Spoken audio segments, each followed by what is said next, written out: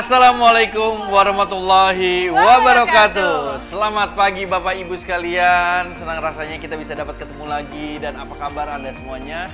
Mudah-mudahan Anda semua dalam keadaan sehat dan dalam keadaan yang baik, karena ini adalah hari Minggu. Betul sekali. Nah, hari Minggu adalah hari yang ditunggu-tunggu oleh seluruh teman-teman yang sudah hadir di sini ya Irgi ya. Ya, betul Karena sekali. hari Minggu adalah hari untuk berleyeh-leyeh, beristirahat, hari keluarga juga. Tapi bukan berarti tidak produktif di hari Minggu Bapak Ibu. Ya. Dan sambil leyeh tapi tetap mendapatkan pengetahuan, sambil santai-santai tetap bisa menjalankan roda usaha. Bagaimana caranya Irgi? Tentu dengan bantuan teknologi internet pastinya ya. Iya, ya. Teknologi itu memang bisa akhirnya menggerakkan kita tanpa harus keluar dari rumah. Betul. Oke. Nah, seperti contohnya sekarang ini Bapak Ibu, meskipun hari libur, kita semua bisa mendapatkan wawasan edukasi tentang perkoperasian. Juga bisa memasarkan produk-produk koperasi Anda dimanapun Anda berada, dan tentunya ini bisa dilakukan oleh Anda, para pengurus dan juga anggota koperasi tersebut. Yap, betul sekali. Semua itu bisa dilakukan lewat acara kita hari ini, yaitu Koperasi Virtual Expo 2021. Yeay! Luar biasa, walaupun acara kita hari ini berjalan dengan virtual kembali ya Irgi ya. Saya Vira Anggraini dan bersama rekan saya Irgi Ahmad Farezi yang akan menemani Bapak Ibu yang sudah hadir di acara kita pada pagi hari ini hingga sore nanti pastinya. Ya. Dan pastinya acara ini diselenggarakan oleh Kementerian Koperasi dan UKM Republik Indonesia. Dan hari ini adalah hari terakhir karena kemarin kita sudah menjalankan sesi per sesi ya Irgi ya. Betul sekali Vira. Yap, sama seperti kemarin, hari ini akan diisi dengan live shopping, webinar, dan juga talk show pastinya dengan informasi-informasi yang bermanfaat dari narasumber. Masih seperti yang kemarin, dan kami juga sekali lagi mau mengucapkan terima kasih banyak kepada Bapak Ibu pegiat koperasi yang sudah berkunjung ke website koperasivirtualexpo2021.id, di mana Bapak Ibu sekalian tentunya bisa menemukan pengalaman baru di sana. Ada 21 stand atau booth koperasi dalam bentuk 3 dimensi. Silakan Anda kunjungi. Oke, nah jika ingin lebih tahu lebih banyak lagi, lebih tahu profil dari koperasi yang standnya Bapak Ibu kunjungi, tinggal klik saja atau tap gambar monitor yang ada di stand tersebut. Nanti akan keluar video profilnya Bapak Ibu. Iya, semuanya serba canggih ya Vira. Betul, ya. serba digital. Dan ya. hari ini agendanya seperti yang tadi Vira bilang, bahwa nanti akan ada live shopping ya. Yap. Dan kemarin kan live shoppingnya seru banget tuh. Seru banget. Karena kru di sini juga pada rame. Betul. Ya kan. Bahkan produk yang ada di depan itu akhirnya belakangan dimakan juga sama krunya. Dinikmati bersama ya gitu ya. Betul sekali. Oke, nah. Oke, jadi kita mau mulai dari mana nih? Apakah live shopping dulu? Apakah webinar dulu? Nah, biar lebih semangat nanti setelah makan siang kita baru mulai live shopping di jam 1 siang nanti. Biar lebih semangat lagi pastinya Irgi. Baik, kalau begitu. Sekarang aku akan bertugas dulu. Kita akan mulai webinar. Jadi tandanya aku harus pamit dulu karena aku harus mempersiapkan di panggung sebelah. Betul. Untuk dapat untuk dapat juga nanti memandu acara webinar. Di mana nanti dalam acara webinar ini tentunya Bapak Ibu bisa mendapatkan banyak sekali input, banyak sekali edukasi, banyak sekali masukan-masukan yang baik untuk koperasi-koperasi Anda yang sedang dijalankan saat ini. Oke, dan pastinya sudah diinfokan juga dengan tema webinar yang sangat menarik, dengan narasumber yang sudah bergabung juga di acara kita hari ini. Kami persilakan nantinya buat Bapak Ibu yang mau bertanya boleh ya Irgi ya? Ya, betul sekali. Jadi siap-siap untuk Anda semuanya yang akan mengikuti webinar. Saya akan beritahu sekarang ini bahwa nanti dalam webinar ini para pembicara akan memberikan materinya kepada Anda semuanya, dan nanti Anda diberikan kesempatan untuk bertanya kepada para pembicara, di mana Anda bisa memberikan pertanyaan tersebut di dalam kolom chat yang nanti akan saya infokan lagi. Oke, jadi harus bisa menggunakan waktu sebaik-baiknya mungkin di kesempatan hari ini, karena hari ini adalah hari terakhir kita bisa bersama Bapak Ibu yang sudah hadir di sini, seluruh koperasi yang sudah bergabung, dan pastinya juga masih banyak lain kemeriahan-kemeriahan hingga sore nanti. Baik, kalau begitu Irgi sudah siap memandu webinar di sesi pertama ini di hari ini? Oke, sudah siap? Baik. Oke, baik. Kalau begitu, Irgi selamat bertugas dan tetap semangat!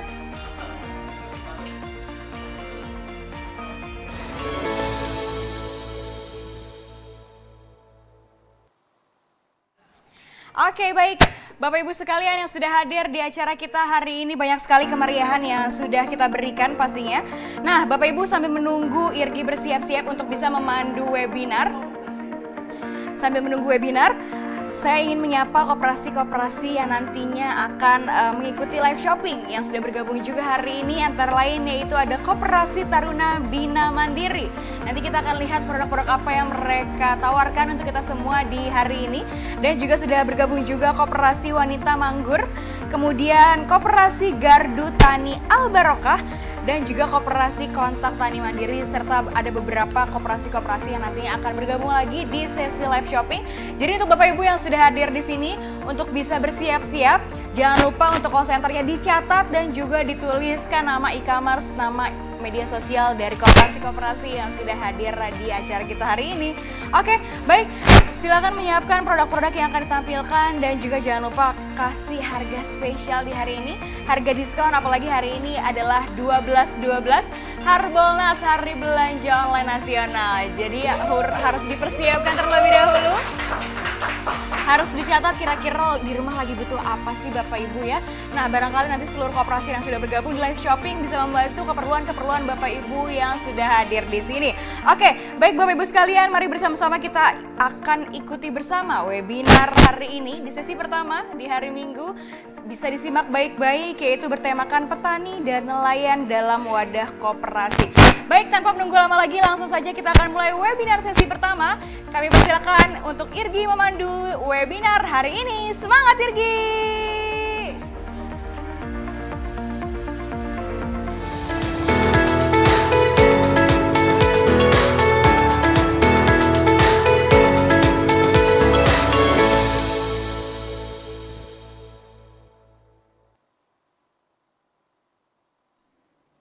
Baik, selamat pagi sekali lagi kepada Bapak Ibu sekalian. Terima kasih sudah hadir di webinar hari kedua dalam rangkaian acara Koperasi Virtual Expo 2021, di mana webinar kali ini di hari kedua ini akan mengambil tema Korporasi Petani dan Nelayan dalam Wadah Koperasi. Akan saya ulangi lagi bahwa Korporasi Petani dan Nelayan dalam Wadah Koperasi. Nah, ini mungkin akan jadi pertanyaan juga nih, karena saya juga sendiri akan jadi bertanya-tanya nih, maksud dari tema yang akan diangkat ini apa nih? Oke, nah gimana nih maksudnya? Jadi lembaganya berbadan hukum koperasi tapi kemudian didorong untuk menjadi korporasi atau bagaimana? Nah, cara dan juga caranya itu seperti apa? Baik, kita langsung akan mendengarkan penjelasannya nanti lewat paparan-paparan dari para pembicara kita yang telah hadir bersama kami secara online, yaitu Insinyur Devi Rimayanti. Beliau adalah Sekretaris Deputi Bidang Perkoperasian. Selamat pagi, Ibu. Selamat pagi, Mas Irgi. Salam sehat, salam sejahtera buat kita semua. Alhamdulillah, terima kasih banyak sudah bergabung bersama kami di sini dan terima kasih atas kesempatannya bisa ikut bergabung dalam webinar ini, Bu. Dan selanjutnya sudah ada juga Bapak Untung Jayanto, beliau adalah Ketua KUD Minu Saroyo. Oke, baik. Pak Untung saat ini mungkin masih ada mungkin bergabung. Jadi yang pasti Pak Untung nanti akan ikut bergabung bersama kita di sini. Sekali lagi Pak Untung ini adalah Ketua KUD Minu Saroyo dan sudah ada juga Bapak Miftahuddin Syaf, mohon maaf, SH, Ketua Produsen Gunung Luhur Berkah. Selamat pagi. Selamat pagi, Mas Irgi. Ya, salam kenal. Salam kenal juga, Pak. Ini Bapak posisi di mana nih, Pak? Saya di Subang nih, Pak. Alhamdulillah, wah di Subang. Dingin dong. Mantap. Baik. Ya. Baik, sebelum kita memulai webinar ini, saya akan bacakan dulu bagaimana pelancaran pelaksanaan webinar yang akan kita laksanakan.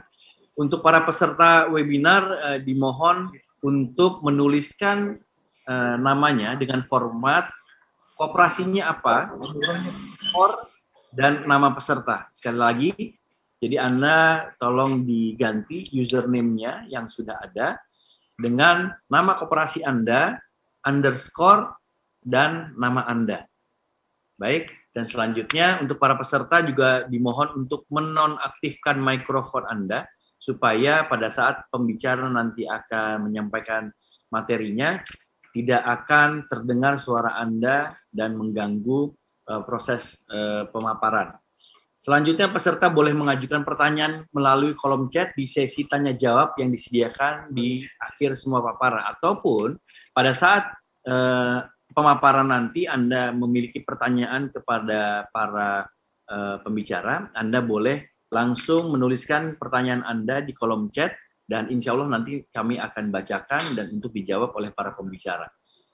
Baik, untuk para pembicara, waktu yang kami sediakan kurang lebih 20 menit untuk menyampaikan materinya.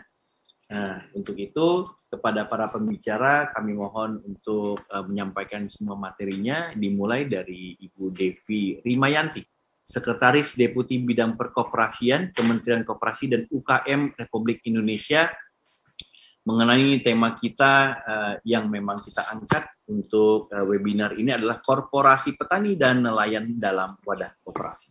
Kami persilakan kepada Ibu Devi. Baik, terima kasih. Bismillahirrahmanirrahim. Terima kasih Mas Irgi selaku moderator di pagi menjelang siang ini. Selamat pagi, salam sehat sejahtera buat para peserta webinar yang ada di website saat ini. Semoga tidak mengganggu waktu Bapak Ibu semua, karena ini waktu libur, waktu kita bersama keluarga, tapi demi koperasi dan UMKM, khususnya kepada koperasi, untuk kita dapat bersama-sama mengikuti rangkaian acara Koperasi Virtual Expo tahun 2021. Izinkan saya untuk share screen atau ada dari panitia yang bisa men-share paparan saya. Baik, terima kasih. Ini terkait dengan apa yang disampaikan oleh moderator tadi, Mas Irgi, bahwa kita akan berbicara terkait dengan korporasi petani dan nelayan melalui wadah koperasi. Lanjut. Halo panitia. Nah, arah dan kebijaksanaan korporasi petani dan nelayan, atau ini bisa slideshow-nya untuk satu ini, Mas panitia. Kalau separuh gini kayaknya kecil. Nah, ini arah dan kebijakan korporasi petani dan nelayan. Lanjut. Halo. Nah, sesuai dengan arahan Bapak Presiden pada rapat terbatas terkait dengan korporasi petani dan nelayan, atau kita singkat dengan KPN, dalam mewujudkan transformasi ekonomi, di mana satu mendorong petani dan nelayan untuk berkelompok. Jadi dia jangan sendiri-sendiri, dia berkelompok, dan saat ini kebetulan petani dan nelayan ini juga sudah melakukan apa yang disebut dengan kelompok tani dan nelayan dalam jumlah. Nah, karena sekarang kelompoknya ini terdiri dari 10 paling banyak 20 orang. Nah, ini berharap kelompok-kelompok ini bisa bergabung menjadi suatu korporasi. Diharapkan mereka dengan berkelompok yang lebih besar atau berkorporasi itu mempunyai skala ekonomi yang lebih efisien, mempermudah dalam mengakses pembiayaan, mengakses informasi, mengakses teknologi, dan meningkatkan efisiensi maupun bisa memperkuat pemasarannya. Kedua, membangun budaya korporasi, corporate atau corporate culture. Pemerintah membimbing petani dan nelayan memakai standar korporasi. Korporasi ini dalam arti kata si petani dan nelayan bergabung dalam suatu wadah ekonomi di mana mereka bisa bergabung menjadi satu, membentuk koperasi untuk lebih mengembangkan usahanya. Nah, disinilah pemerintah khususnya Kementerian Koperasi dan UKM melakukan bimbingan kepada petani dan nelayan. Ketiga, yaitu mengembangkan proyek percontohan bagi petani dan nelayan yang bisa ditiru dan direplikasi di daerah lain. Selanjutnya, mendorong kredit usaha rakyat atau KUR untuk pengembangan skala ekonomi yang lebih luas, misalnya untuk mengakses teknologi pertanian. kelima, membangun ekosistem petani dan nelayan dan disambungkan atau dilingkan kepada perusahaan teknologi seperti Sayur Box atau Tani Hub. Nah, selanjutnya mendorong perusahaan-perusahaan yang selama ini melakukan pembinaan terhadap petani dan nelayan seperti PNM, Mekar, dan UMI untuk terus melanjutkan programnya untuk melakukan pembiayaannya. Terakhir yaitu diharapkan petani dan nelayan ini bisa mengikut sertakan atau lembaga mempunyai program terkait agar mereka bisa menjadi sebagai rantai pasok untuk kegiatan usaha besar dalam memenuhi kebutuhannya. Nah, ini mohon maaf kenapa ininya blur ya slide-nya. Tindak lanjutnya yaitu pemerintah menyiapkan regulasi sekarang dalam proses pembahasan untuk regulasi korporasi petani dan nelayan, menetapkan 1 atau 2 lokasi. Nah, kebetulan dalam regulasi tersebut juga akan ada contoh 3 lokasi yang akan dilakukan sebagai percontohan korporasi petani dan nelayan. Kalau petani mungkin nanti contohnya ada di Demak. Lanjut. Silakan Mbak. Ini kenapa blur ininya ya, tulisannya nggak fokus. Konsep pengembangan korporasi petani dan nelayan, tujuannya itu meningkatkan skala ekonomi, meningkatkan pendapatan petani dan nelayan, meningkatkan produktivitas. Nah, ini beberapa hal yang tujuan daripada pengembangan untuk korporasi petani dan nelayan. Selanjutnya yaitu ada beberapa penerapan terkait dengan korporasi petani dan nelayan ini.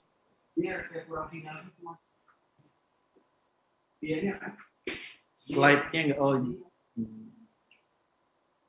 Slide-nya kurang ini. Kurang fokus. Baik, Ibu, mohon maaf bahwa mungkin ini masalah sinyal dari pihak Ibu karena slide-nya ini ditampilkan dari pihak Ibu, Bu. Oh ya, coba saya scan slide dari tempat saya ya. Baik, terima kasih banyak Ibu.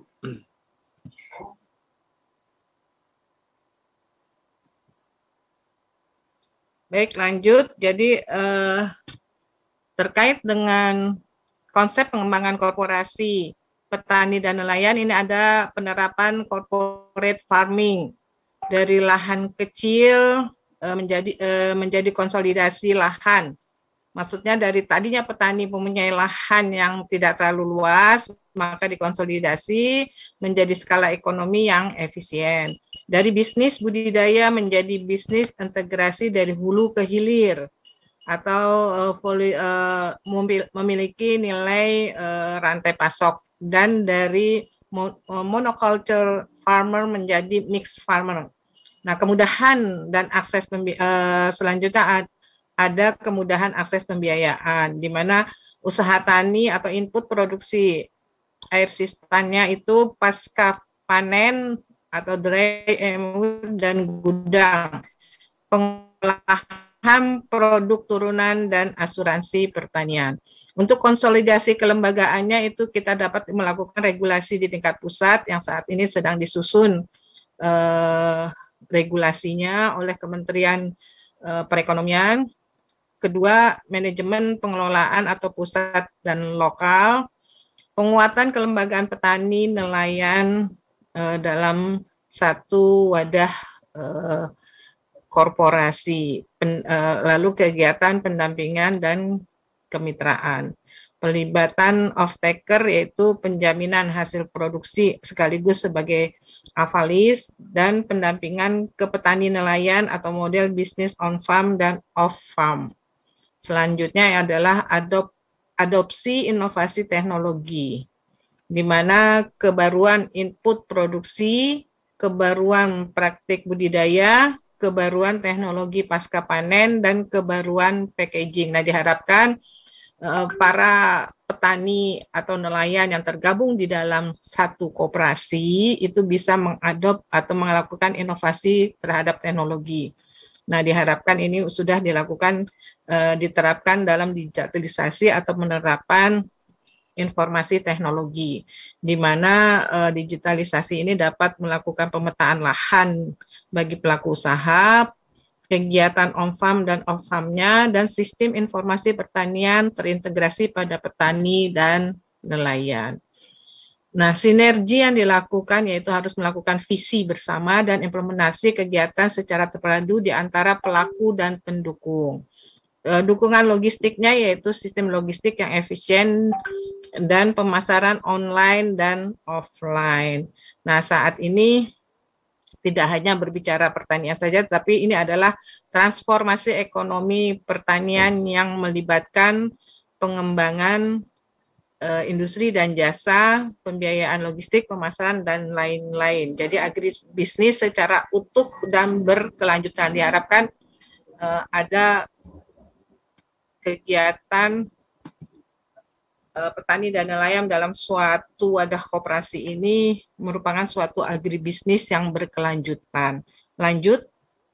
Nah, kalau kita melihat potret koperasi saat ini, di mana koperasi total jumlahnya itu yang aktif terdapat 127.124 koperasi yang terbagi dengan primer nasional, primer provinsi, dan primer kabupaten kota. Memang saat ini masih didominasi oleh koperasi primer kabupaten kota. Nah, dari 127.124 unit koperasi, ini terbagi dalam 5 jenis koperasi, yaitu ada koperasi pemasaran, koperasi produsen, koperasi simpan pinjam, koperasi jasa, dan koperasi pemasaran. Kebetulan kelompok petani dan nelayan ini tersebar di dalam 5 jenis koperasi tersebut. Tapi khusus usahanya yang bergerak di bidang pertanian, kehutanan, dan perikanan itu terdapat 11.659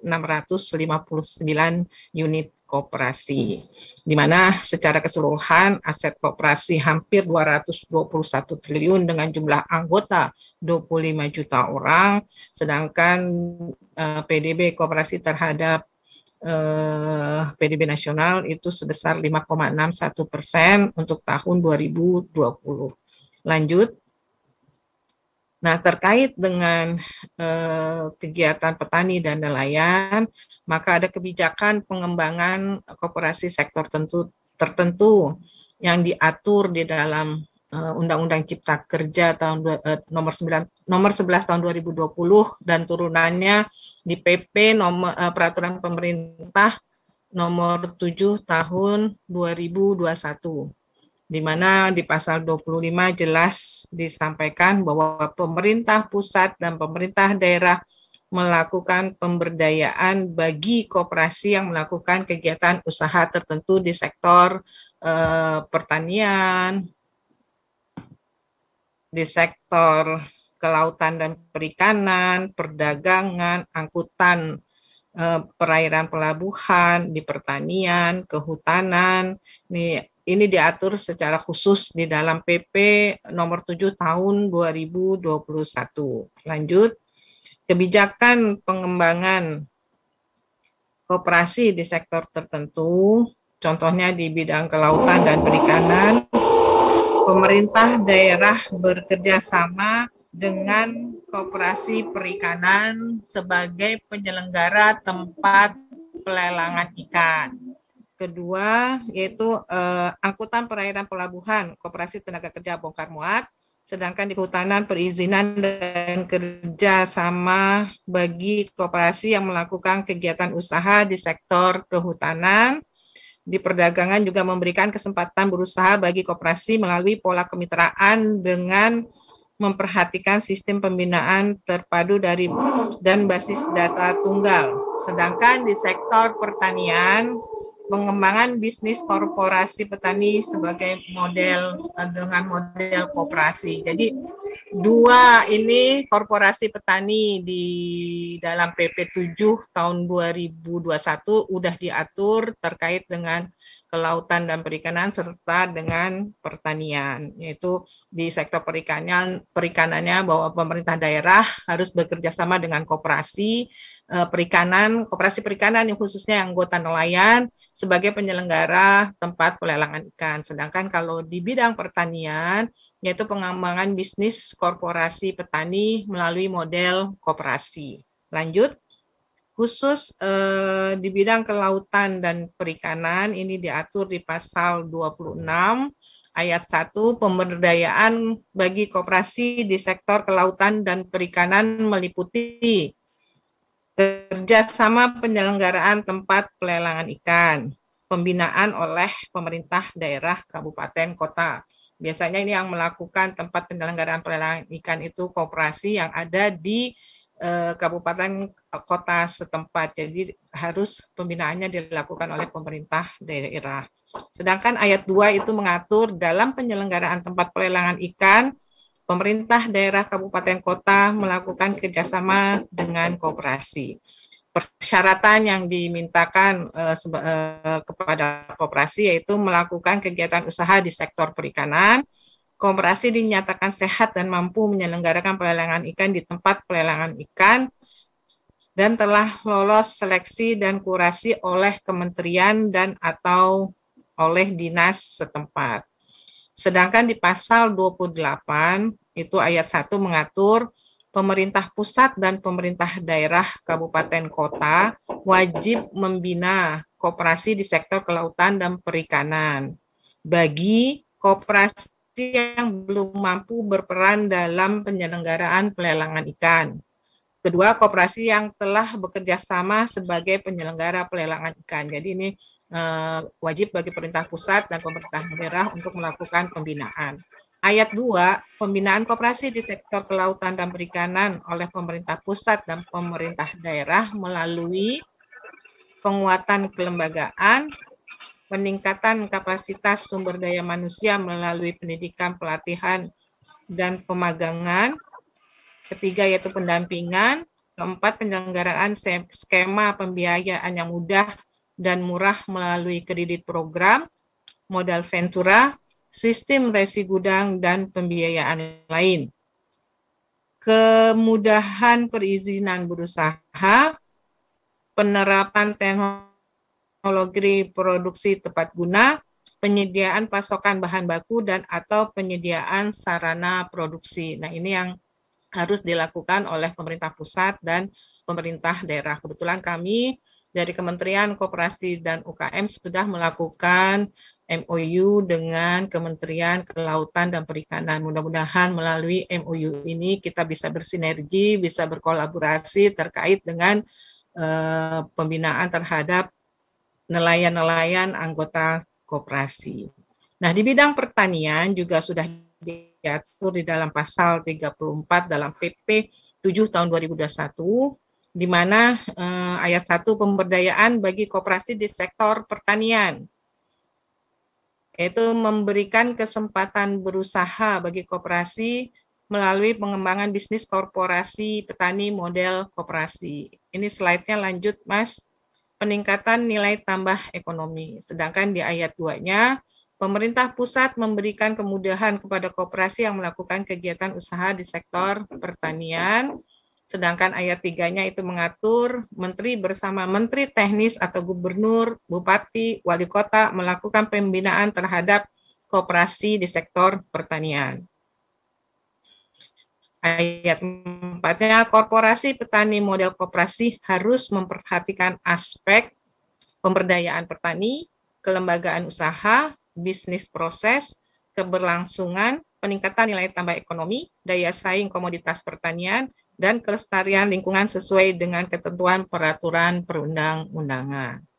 Lanjut di ayat 5, pengembangan korporasi petani model koperasi A, penguatan kelembagaan, peningkatan kapasitas sumber daya manusia melalui pendidikan, pelatihan, dan pemagangan.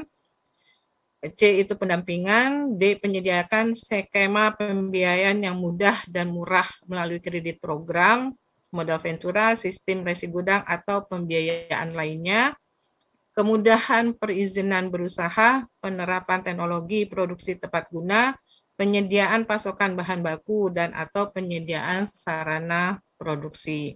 Sedangkan ayat 6 mengatur tentang pengembangan bisnis korporasi petani model koperasi dapat dimotivasi sebagai pola kemitraan dengan badan hukum lain untuk pemberdayaan petani.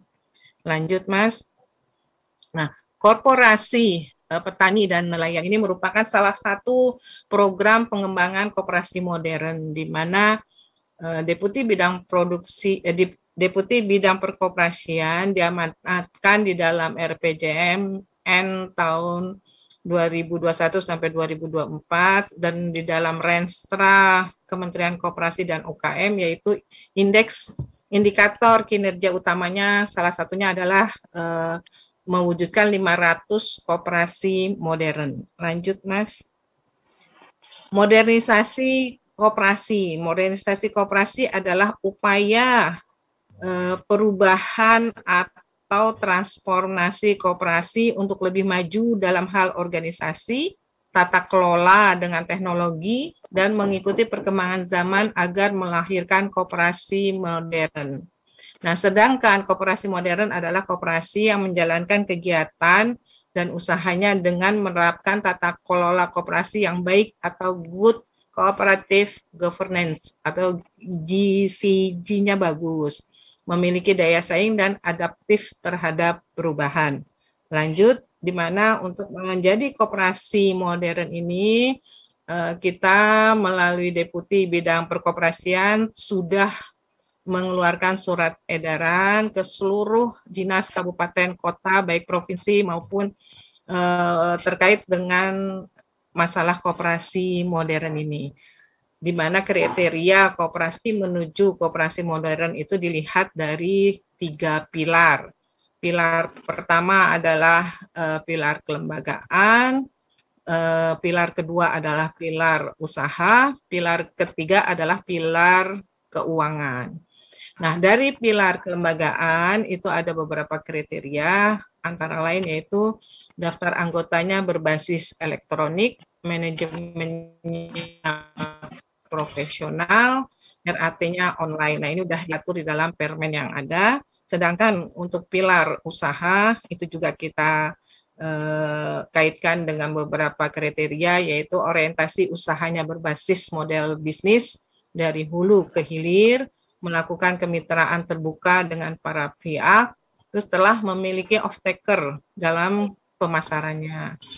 Keempat, telah memanfaatkan teknologi informasi atau digitalisasi. Kelima adalah inklusif terhadap perkembangan usaha anggota. Jadi si koperasi ini harus bisa mengutamakan perkembangan usaha anggotanya.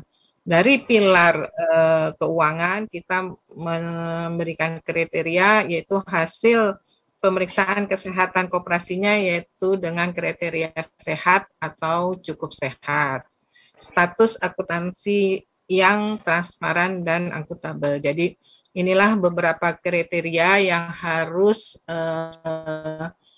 bisa dipenuhi oleh koperasi menuju koperasi modern. Bukan berarti seluruh kriteria ini harus terpenuhi, tapi beberapa kriteria bisa terpenuhi sehingga kami di pusat bisa mendorong koperasi ini menuju koperasi modern. Akhirnya nanti kriterianya seperti apa yang tadi saya jelaskan. Lanjut. Nah, target untuk penumbuhan koperasi modern, di mana tadi saya sudah jelaskan bahwa indikator kinerja utama dari Deputi Bidang Perkoperasian salah satunya adalah mewujudkan koperasi modern sebanyak 500 koperasi, di mana tahun 2021 ini sebanyak 100 koperasi, tahun 2022 sebanyak 150 koperasi, tahun 2023 juga sebanyak 150 koperasi, dan tahun 2024 sebanyak 100 koperasi dengan total 500 koperasi. Lanjut, di mana untuk tahun 2023 Satu ini kita sebut dengan tahun pemodelan, di mana akan dilakukan profiling 100 koperasi modern. Lanjut slide-nya, di mana 100 koperasi modern ini sebagai role model terhadap koperasi modern, penyiapan regulasi atau kebijakan pengembangan koperasi modern.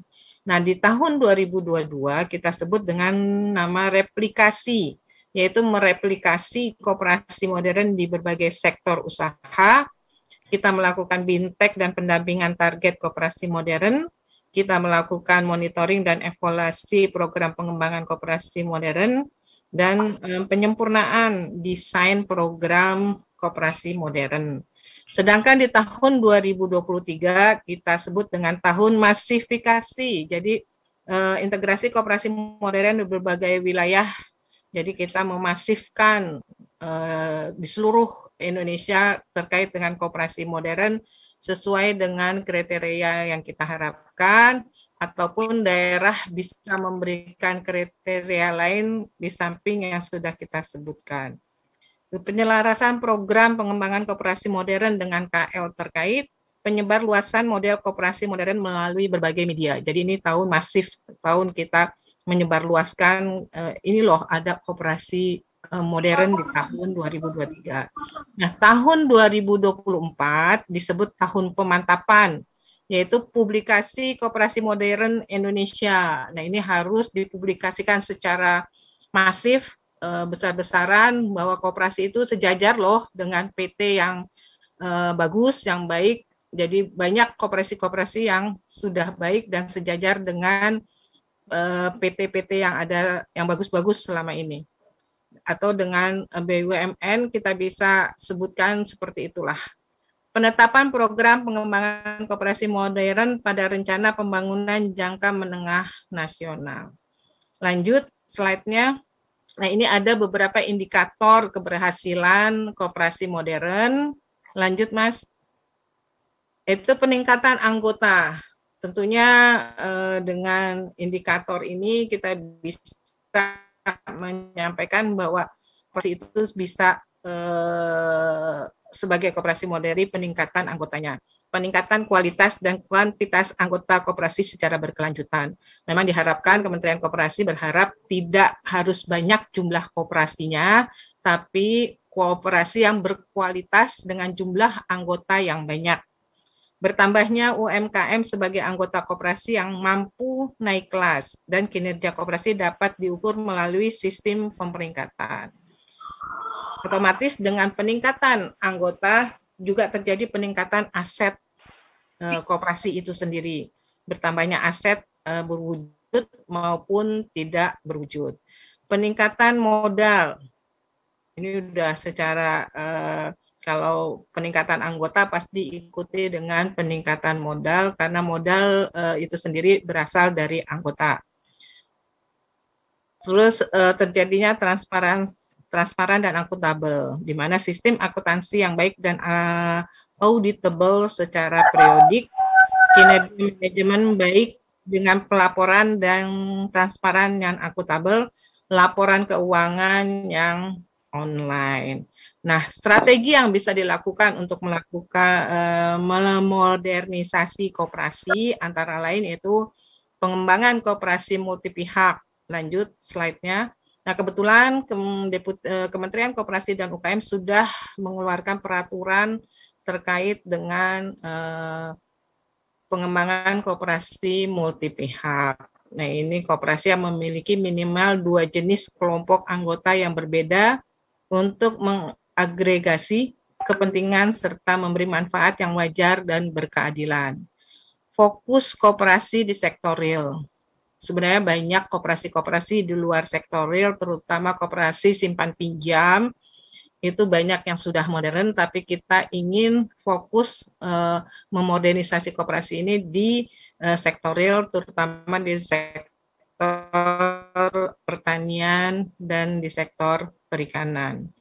Ketiga yaitu melakukan kemitraan, bisnis hulu ke hilir, factory sharing, mendorong hadirnya kemitraan terbuka dengan para pihak, terutama di bidang pertanian, perkebunan, kerajinan, dan lain sebagainya, sebagai dia bisa terhubung dengan rantai pasok. Diharapkan koperasinya sebagai rantai pasok bahan baku atau bahan setengah jadi kepada usaha besar. Keempat, yaitu masalah pembiayaan. Nah, ini ada pembiayaan dari KUR, dana bergulir, LPDB, modal penyertaan, dan atau obligasi.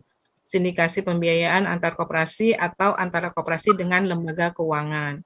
Yang lebih pentingnya lagi adalah amalgamasi. Nah, amalgamasi ini di mana koperasi-koperasi yang kecil-kecil bisa bergabung menjadi satu, atau kalau di perusahaan disebut dengan merger.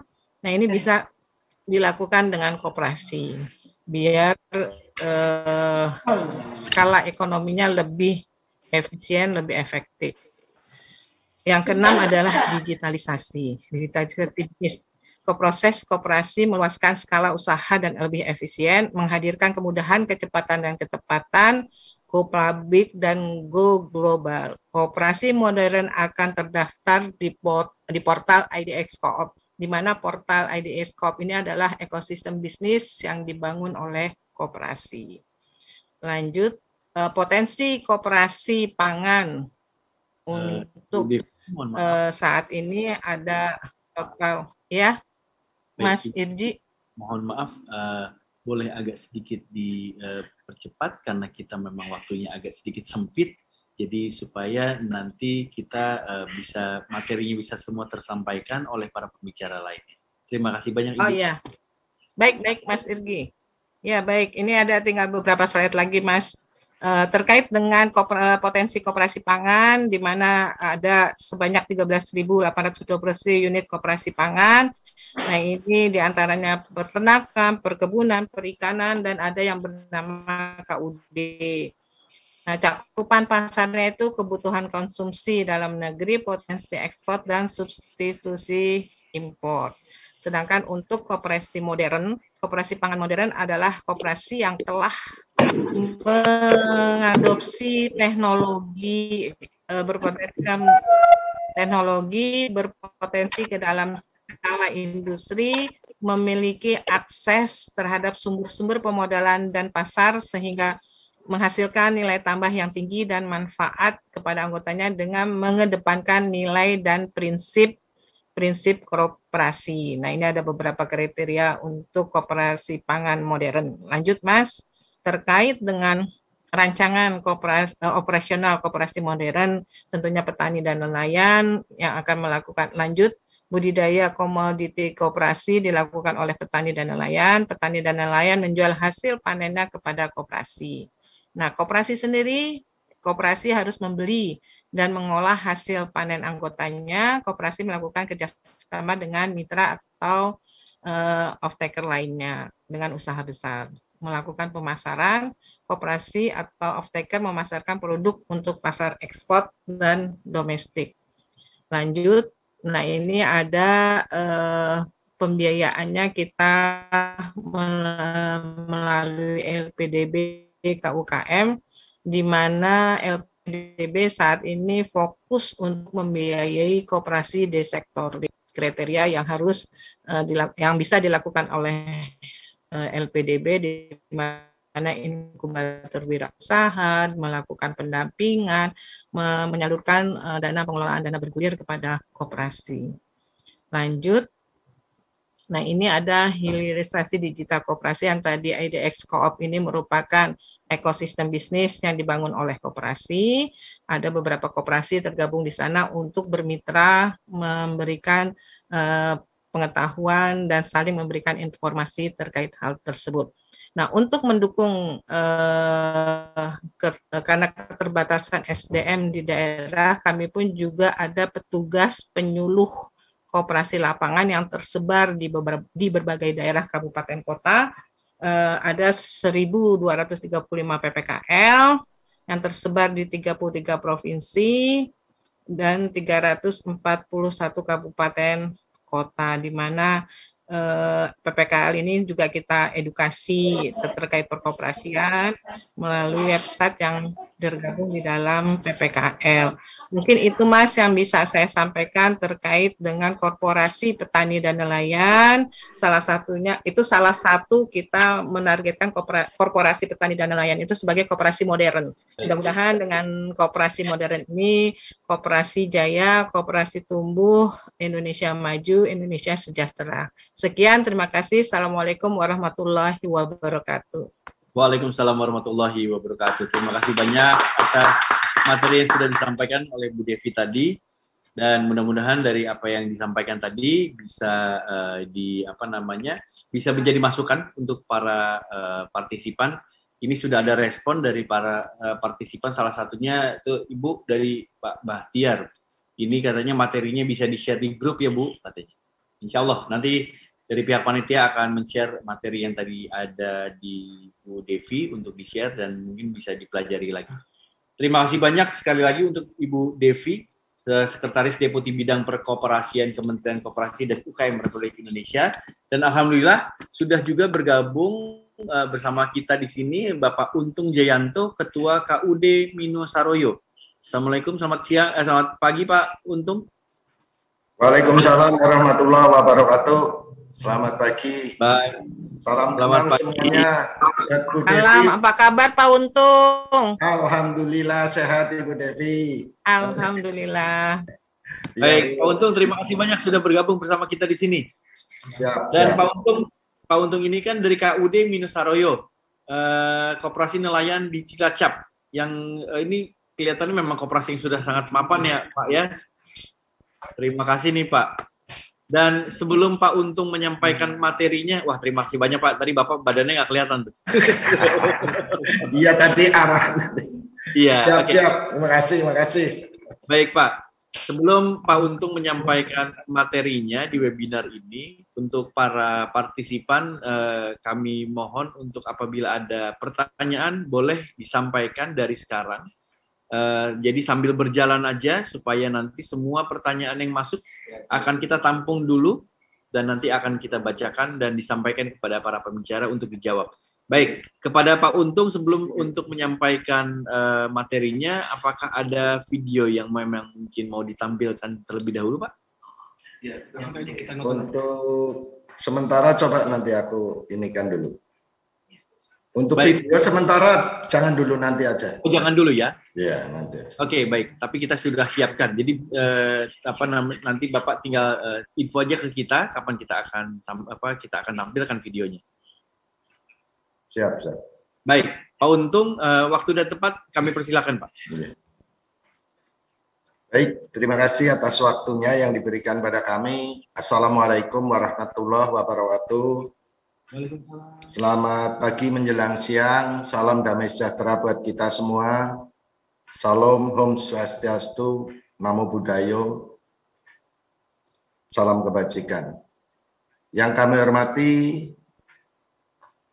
dari Mas Giri dan rekan-rekan semua yang ikut dalam Zoom meeting ini, kami atas nama Ketua KUD Minosaroyo ingin sedikit mempresentasikan mengenai tentang tadi yang disampaikan Bu Devi mengenai pengelolaan tempat pelelangan ikan.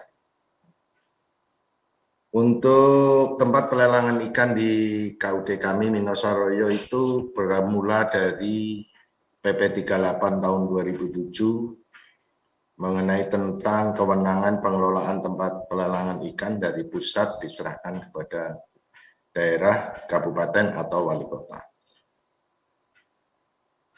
Pada waktu di Kabupaten Cilacap, setelah adanya PP 38 tahun 2007 terbentuklah yaitu Perda Kabupaten nomor 7 tahun 2009.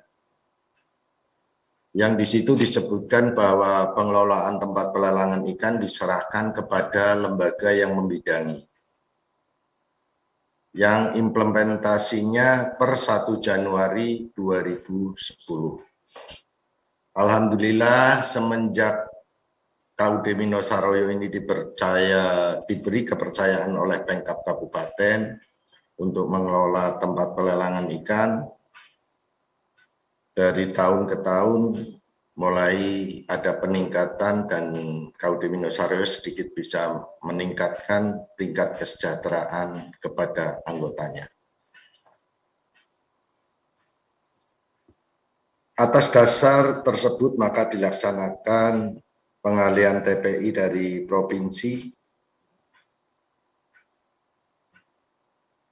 dengan urutan sebagai berikut. Pemerintah Provinsi Jawa Tengah dan pemerintah Kabupaten Cilacap melaksanakan serah terima pelaksanaan tempat pelelangan ikan atau TPI di Kabupaten Cilacap sesuai berita acara serah terima nomor 523/1524/2009 dan 523/978/24/2009 tanggal 31 Desember 2009. Dilanjutkan oleh pemerintah Kabupaten Dinas Kelautan dan Perikanan Kabupaten Cilacap memerintahkan kepada KUD Minosaroyo Cilacap untuk melaksanaan pengelolaan kegiatan TPI per 1 Januari 2010 sesuai surat perintah nomor 523.2/979/24 pada tanggal 30 Desember 2009. Dengan adanya peraturan pemerintah PP 38 tahun 2007 tentang pengelolaan TPI diserahkan kepada Pemda Kabupaten. Ditindaklanjuti perjanjian kerjasama pengelolaan tempat pelelangan ikan di Kabupaten Cilacap nomor 523/990/24 dan nomor 536/7/12/2009. Mengacu pada surat edaran Menteri Kelautan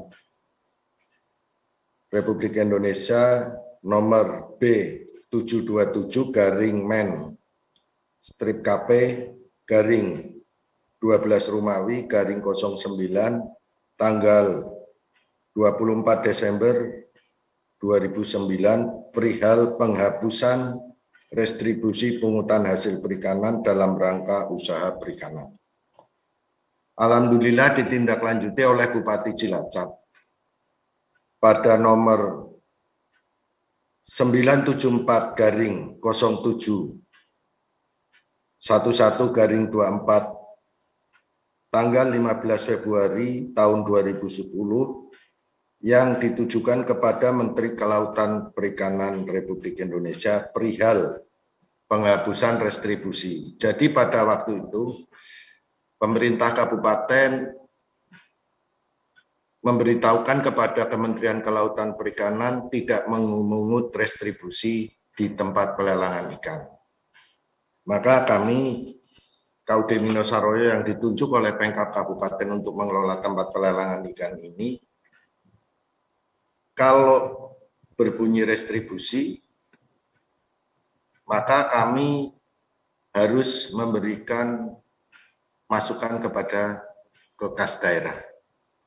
Namun dari hasil konsultasi kami dengan BPK yang ada di provinsi, semua restribusi dan pungutan tersebut harus masuk ke kas daerah. Maka kami konsultasi dengan BPK provinsi harus mengganti restribusi atau pungutan. Dari hasil konsultasi kami dengan BPK provinsi, maka kami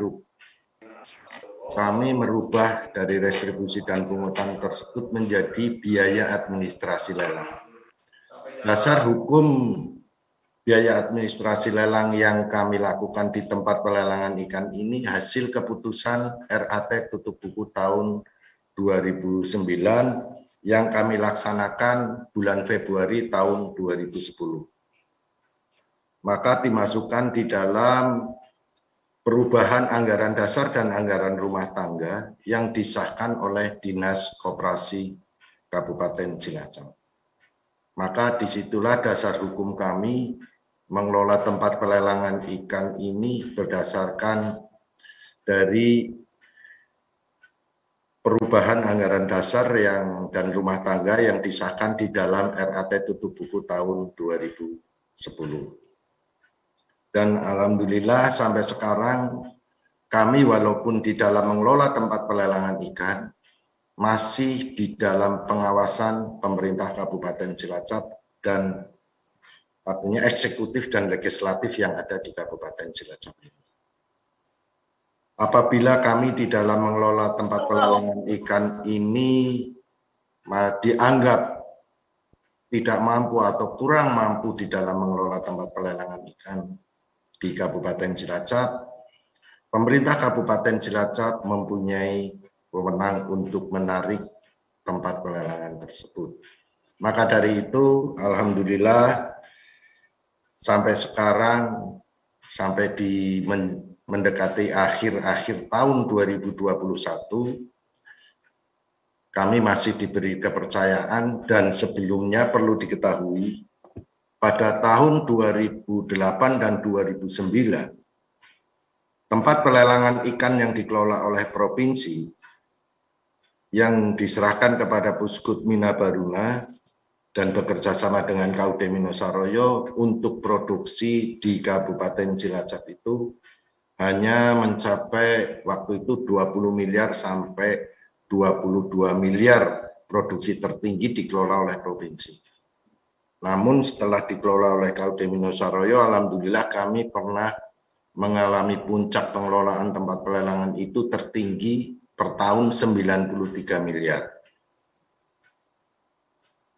Sehingga istilah distribusi diganti dengan biaya administrasi lelang itu selanjutnya disahkan tadi yang saya sampaikan di dalam rapat anggota tutup buku tahun 2009 dilaksanakan pada tanggal, kami ulangi, kami ada tanggal 25 Januari 2010. Keputusan pembagian biaya administrasi lelang atau BAL sebagai berikut. Pembagian biaya administrasi lelang itu nelayan dikenakan 3%, bakul dikenakan 2%. Maka total semua biaya administrasi lelang adalah 5%. Keperuntukannya yang 5% itu sebagai berikut.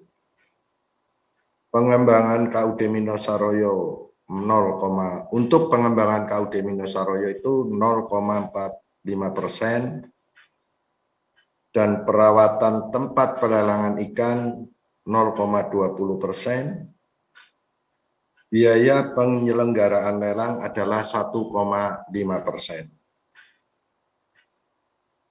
Tabungan nelayan yang sebelumnya waktu dikelola oleh provinsi itu hanya 0,5%, setelah dikelola oleh KUD Minosaroyo menjadi 1%. Untuk tabungan bakul masih tetap 0,25%, dana sosial 0,50%, angsuran, santunan kematian 0,30%, dana paceklik 0,50%, operasional HNSI 0,10%, operasional produksi 0,20%, jumlah 5%. Untuk kegiatan pada tahun 2015, karena kami melihat sesama lembaga nelayan di Cilacap ini ada HNSI, yaitu Himpunan Nelayan Seluruh Indonesia, DPC HNSI cabang Cilacap. Karena saya melihat bahwa kita sesama lembaga nelayan itu kami memberikan sebutan, kalau mohon maaf kalau boleh kami sebut bahwa HNSI itu adalah bapaknya, kalau KUD itu adalah ibunya. Saya melihat bahwa dari jajaran pengurus HNSI ini di dalam melaksanakan sebagai lembaga profesi yang selalu memperjuangkan nasib nelayan di Kabupaten Cilacap apabila ada terjadi gesekan dari antar daerah seperti Cilacap, Pangandaran, Cilacap Jogja, Cilacap Gombong, atau di daerah Cilacap lain gitu dengan benturan-benturan dengan nelayan lain. Maka saya melihat bahwa DPC HNSI ini apabila mendapatkan hanya 0,10% untuk operasional, kami menganggap masih kurang cukup. Maka pada tahun 2015 kami mencoba untuk mengajak para anggota KUD Minusaryo untuk bisa lebih berpartisipasi lagi kepada DPC HNSI yang selama ini memperjuangkan nasib nelayan juga. Maka kami minta kepada anggota untuk pungutan biaya administrasi lelang yang sebelumnya 3%, kita minta persetujuannya ditambah untuk setengah persen lagi, dan alhamdulillah pada RAT tutup buku tahun 2014 yang dilaksanakan tahun 2015 itu masyarakat nelayan di Kabupaten Cilacap sangat menyadari betul bahwa peran serta HNSI di sini juga sangat penting bagi keperuntukan dalam meningkatkan saling kerjasama antar daerah, dan alhamdulillah disetujui oleh nelayan. Maka pada rapat paripurna tutup buku tahun 2014 itu disetujui dan disahkan untuk pungutan restribusi, pungutan biaya administrasi lelang yang 3% menjadi 3,5%. Akhirnya di dalam untuk kegiatan operasional HNSI di Kabupaten Cilacap ini pada RAT tutup buku tahun 2015 diputuskan bahwa biaya administrasi lelang menjadi 3,5%, jumlahnya adalah 5,5%. Semuanya rincian biaya administrasi lelang tersebut akan berubah dari 5% menjadi 5,5%. Berubah, yaitu untuk pengembangan KUD yang sebelumnya adalah 0,40 menjadi 0,50%. Untuk perawatan TPI masih tetap 0,20%. Biaya penyelenggaraan lelang masih tetap yang sebelumnya juga 1,5%. Di sini setelah menjadi 5,5% juga masih tetap 1,5%. Tabungan nelayan tetap 1%, tabungan bakul juga tetap 0,20%, hanya dana sosial 0,50% sama masih seperti yang sebelumnya. Terus santunan kematian untuk anggota yang sebelumnya 0,30% menjadi 0,35%. Dana paceklik juga tetap. HNSI yang tadi sudah disahkan di dalam RAT tutup buku hanya sama 0,50%. Jadi kita tidak ada perbedaan. Pengembangan KUD dan HNSI sama-sama 0,50%. Operasional produksi tetap 0,20%, jumlah 5,5%. Untuk dikembalikan dan kesejahteraan untuk nelayan dan bakul, di sini ada tabungan nelayan yang tadi sudah kami sampaikan 1%, tabungan bakul 0,20%, dana paceklik 0,50%, dana sosial 0,50%, santunan kematian 0,35%, jumlah 2,6%. Adapun pengelolaan dana-dana tersebut, dana-dana yang kesejahteraan yang diberikan kepada nelayan tersebut, kita bagikan setiap menjelang hari raya atau H-15 hari raya. Terkecuali kalau untuk dana santunan kematian kami berikan paling lambat 1 minggu setelah anggota meninggal, yang kami berikan kepada ahli waris yang bersangkutan.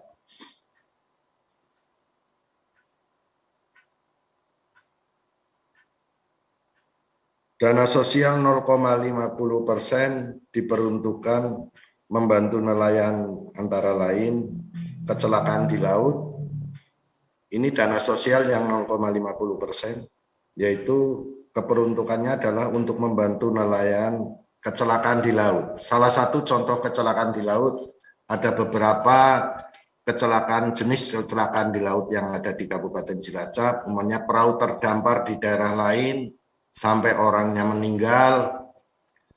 Itu kita KUD Minosaroyo membiayai pencarian sampai 7 hari sampai ditemukan, dan untuk korban dan ahli waris itu tidak dibebani sama sekali mengenai tentang pembiayaan tersebut sampai ke pemakaman. Maka kami pun dari KUD Minosaroyo mempersiapkan 2 ambulan. Yang pertama adalah ambulan jenazah, yang kedua ambulan sakit. Ambulan sakit dan ambulan jenazah itu kita tidak serupiah pun membebani anggota yang membutuhkan. Karena di sini sudah berbunyi dana sosial, maka kami tidak membebani serupiah pun terhadap anggota dan keluarga anggota. Untuk biaya pengobatan, mohon maaf, untuk anggota nelayan memang kami dari KUD Minosaroyo belum bisa memberikan peningkatan kesejahteraan untuk nelayan. Semua kita daftarkan menjadi BPJS, tidak, cuman belum semuanya, tapi ada BPJS perisai ya. Per bulan itu Rp16.800 per bulan. Kami bekerja sama dengan BPJS juga mengenai tentang BPJS ketenagakerjaan, yaitu BPJS perisai. Di samping tadi kecelakaan di laut, pengobatan dan kematian, ada pendidikan anak-anak nelayan yang tidak mampu. Jadi di Kabupaten Cilacap itu masih ada pendidikan, artinya kita memberikan bantuan untuk biaya pendidikan itu bagi anak-anak nelayan yang sekolahnya masih di swasta, tidak di negeri. Kalau di Indonesia sekarang untuk pendidikan biaya anak-anak nelayan dari tingkat SD dan SMP dan SMA itu kan dibiayai oleh negara, pemerintah. Namun masih ada anak-anak nelayan yang pendidikannya masih di swasta dan mereka harus membayar SPP. Dalam kita melakukan biaya pendidikan kepada anak nelayan, kita minta SPP-nya, nanti KUD yang membayar kepada keseluruhan tersebut, baru SPP tersebut setelah lunas kami berikan kepada yang bersangkutan, orang tua atau anak-anak nelayan tersebut. Dana sosial di samping pendidikan, perbaikan sarana lingkungan nelayan. Kalau di Cilacap ini banyak sekali untuk sarana prasarana nelayan, yang salah satunya ada pondok-pondok di sepanjang pinggir pantai, ada kayak pondok atau gubuk lah untuk melakukan kegiatan aktivitas rutin nelayan apabila pada saat musim angin kencang dan lain sebagainya. Di situ ada, ya kami lakukan untuk membiayai pembuatan pondok-pondok tersebut, dan seperti gudang-gudang untuk penyimpanan alat tangkap nelayan, walaupun itu pun juga belum 100% kita bisa berikan semuanya. Jadi melalui bertahap. Terus ada anggaran olahraga dan senian kegiatan nelayan. ada di situ. Jadi dari 0,50 itu ada sekitar 7. Ada 7 yang dibiayai untuk mengenai tentang kegiatan-kegiatan yang sifatnya sosial, ada pembinaan, kursus-kursus, dan pelatihan juga terhadap nelayan. Itu mengenai dana sosial. Mekanisme lelang yang ada di TPI, yaitu nelayan menyetorkan hasil tangkapannya ke TPI.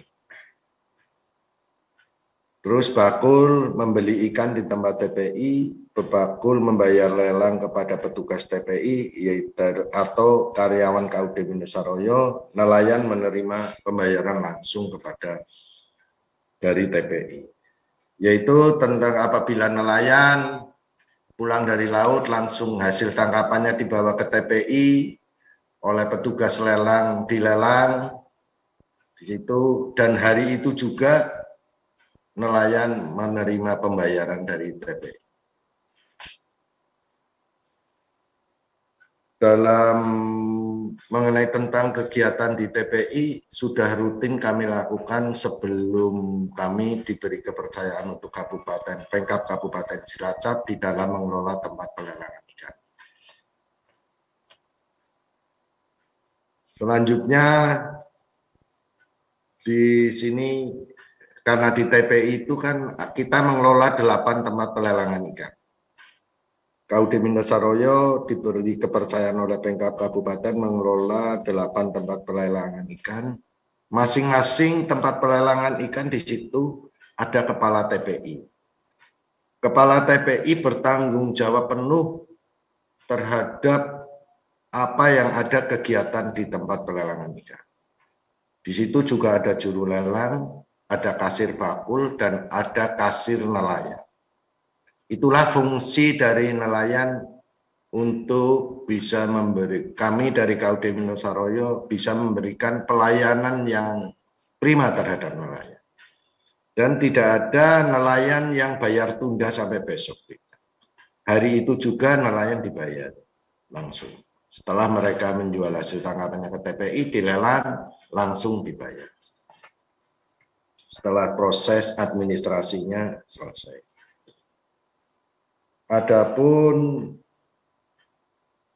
kepala TPI itu tadi sudah kami sampaikan, yaitu bertanggung jawab kepada operasional tempat pelaksanaan lelang, bertanggung jawab setoran dana-dana biaya administrasi lelang kepada KUD Mindosaroyo, dan menandatangani laporan-laporan kegiatan setiap hari. Kalau sekarang untuk kegiatan tempat pelelangan kami sudah melakukan ya sedikit semi digitalisasi lah.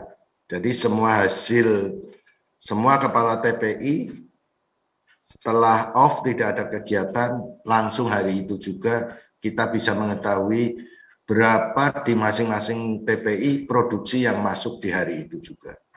Kalau tidak hari ini ya paling besok. Kegiatan hari ini dilaporkan besok. Yang terus selalu begitu melalui WA grup kami. Jadi kami bisa mengetahui bahwa hasil produksi hari kemarin kami sudah tahu hari ini. Paling gitu.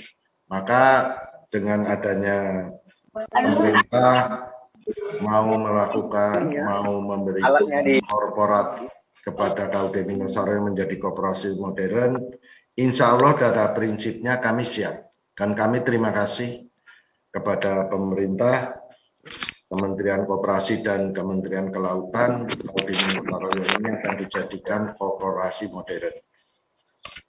Barangkali itu secara sekilas singkat mengenai tentang kegiatan kami, dan alhamdulillah sukses story pengelolaan tempat pelelangan ikan ini juga sudah pernah kami presentasikan kepada koperasi se-Asia. Pada waktu itu yang diselenggarakan, penyelenggaranya adalah Kementerian Kelautan pada waktu itu. Dan di hotel kami lupa, udah cukup lama juga, sekitar 1 atau 2 tahun yang lalu lah di situ. Sudah kami presentasikan koperasi se-Asia. se-Asia. Terima kasih, kurang lebihnya mohon maaf apabila dalam kami melakukan presentasi mengenai sukses story tempat pelelangan ikan, dan kayaknya sih satu-satunya di Indonesia yang diberi kepercayaan oleh Pemkab Kabupaten untuk mengelola tempat pelelangan ikan, dan barangkali kalau ada yang lain mungkin dikelola UPT bekerja sama dengan KUD-nya. Terima kasih, kurang lebihnya mohon maaf. Sekali lagi saya secara pribadi dan kelembagaan kami KUD Minosaroyo, saya mohon maaf yang sebesar-besarnya. Kami akhiri, wabillahi taufiq wal hidayah. Wassalamualaikum warahmatullahi wabarakatuh. Waalaikumsalam warahmatullahi wabarakatuh. Terima kasih banyak Pak atas apa yang tadi disampaikan. Mudah-mudahan ini dapat menginspirasi untuk semua koperasi di Indonesia, dan ini memang sangat menginspirasi sekali. Mudah-mudahan koperasi-koperasi lainnya akan bisa mengikuti dan bisa berkembang layaknya seperti Minosaroyo. Baik, kepada Pak Untung, saya ucapkan terima kasih banyak sekali lagi, dan nanti akan ada pertanyaan untuk Bapak, Pak. Tadi soalnya sudah ada pertanyaan yang masuk untuk Bapak, nanti akan saya bacakan. Tapi sebelumnya saya akan beralih dulu ini ke pembicara lainnya. Dan terima kasih banyak untuk para partisipan yang sudah ikut bergabung di sini. Ada sekitar 218 partisipan. Dan kepada rekan-rekan yang ada di Sulawesi, selamat menunaikan ibadah sholat zuhur. Terima kasih. Kami tunggu lagi di webinar ini. Dan kami akan beralih sekarang kepada pembicara selanjutnya. Pembicara selanjutnya adalah Bapak Miftahuddin Syah, sarjana hukum. Beliau adalah Ketua Koperasi Produsen Gunung Luhur Berkah, Cisalak, Subang, Jawa Barat. Selamat siang, Pak Miftahuddin. Assalamualaikum, selamat siang. Mohon izin, apakah kedengaran suara saya ya? Kedengaran, tapi memang agak sedikit samar-samar nih Pak. Ya agak sedikit jauh.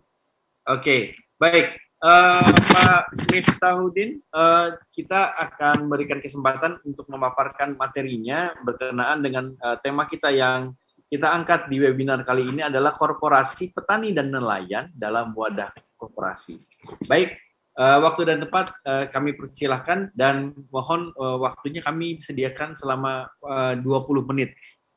Terima kasih banyak Pak Miftahuddin. Silakan. Baik, terima kasih. Assalamualaikum warahmatullahi wabarakatuh. Selamat siang pada semuanya para peserta yang hadir pada kesempatan Zoom ini. Sedikit sebelumnya kami akan sampaikan terkait profil kegiatan usaha Koperasi Produsen Gunung Luhur Berkah. Mohon izin mungkin untuk materinya mohon di-share.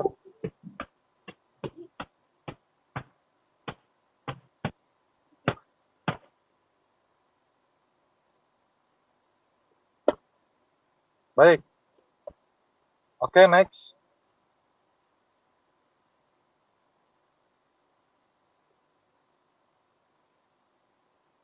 Apakah bisa diperbesar itunya ya?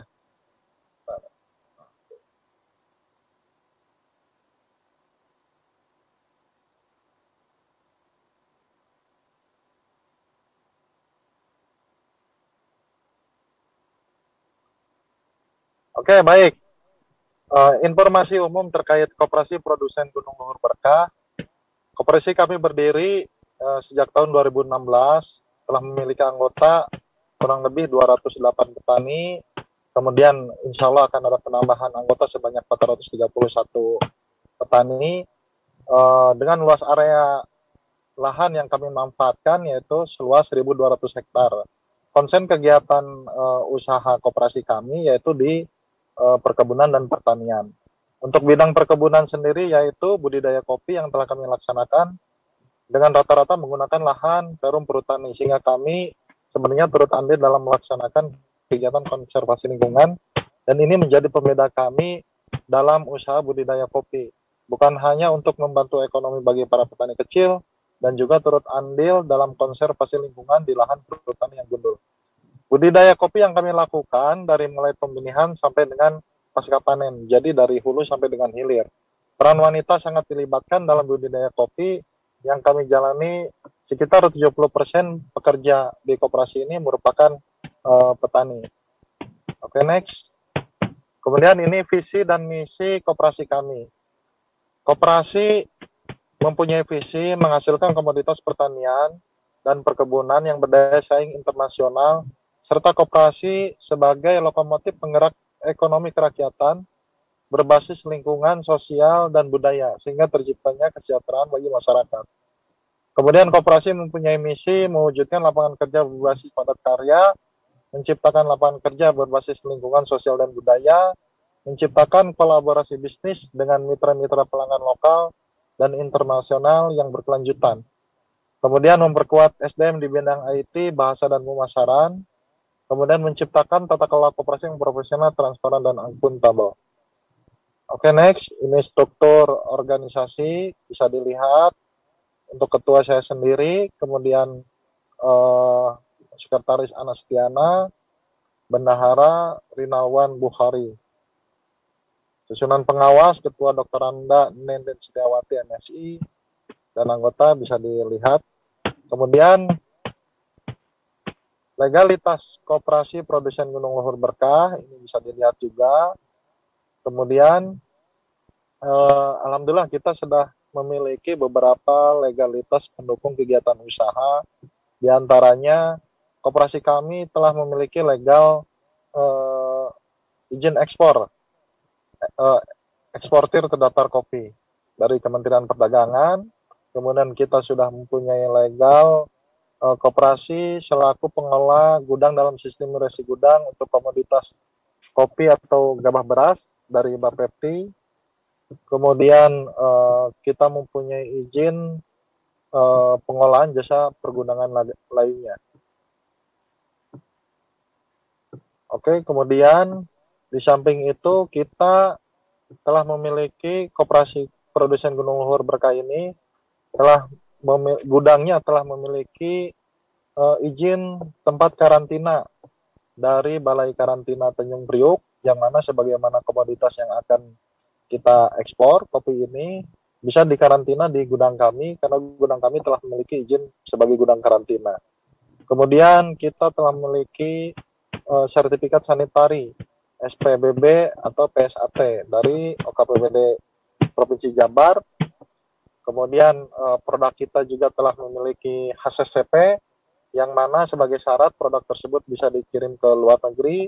Salah satu legal formalnya harus memiliki HACCP, dan tidak kalah pentingnya yaitu produk yang kami hasilkan semuanya telah memiliki sertifikat halal atau LPPOM MUI.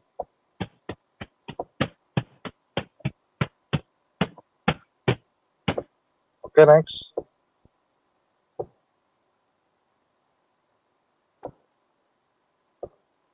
Nah, ini dokumentasi kegiatan RAT 2000 tahun buku 2020.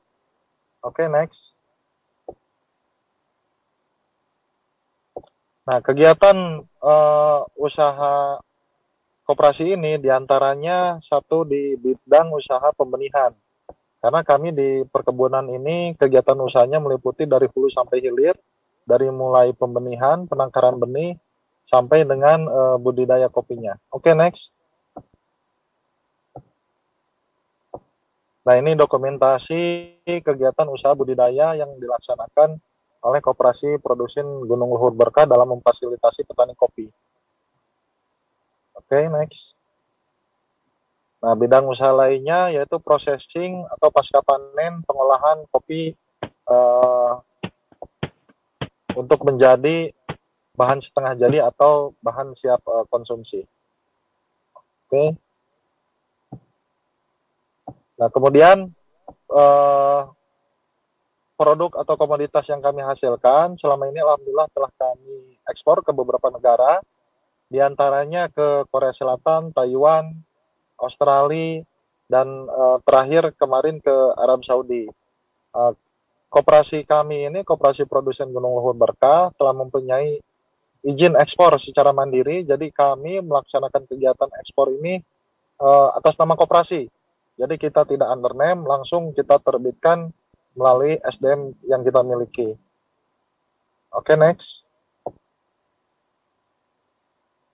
Nah, bidang usaha lainnya yaitu pengolahan gudang dalam sistem resi gudang, di mana koperasi kami di samping mengelola sistem resi gudang untuk komoditas kopi, dan kebetulan kita satu-satunya di Provinsi Jawa Barat koperasi yang melaksanakan kegiatan SRG untuk komoditas kopi, baru pertama dan satu-satunya.